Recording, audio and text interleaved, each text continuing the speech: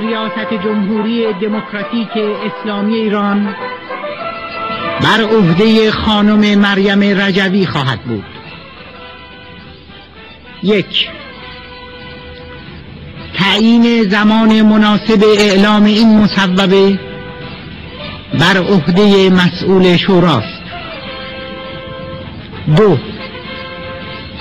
به محض تصدی ریاست جمهوری در ایران، خانم مریم رجوی از کلیه مسئولیت‌های سازمانی خود استعفا خواهد کرد. 3. دوره ریاست جمهوری ایشان پس از تصویب قانون اساسی جمهوری جدید در مجلس مؤسسان و قانونگذاری ملی و انتخاب رئیس جمهوری جدید ایران پایان می‌یابد.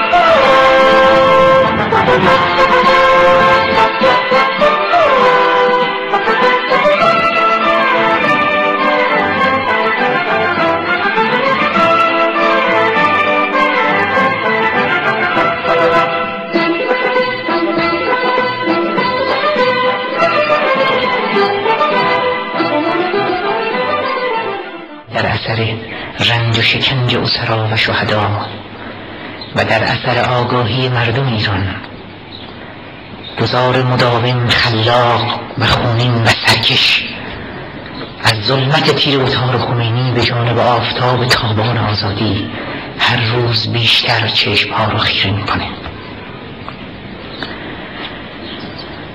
بچه ها آمدند و سرود خوندند.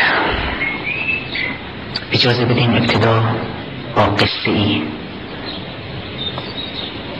مردم ایران رو من هم با قصه آغاز کنم. کجا این بچه ها گوش بدین.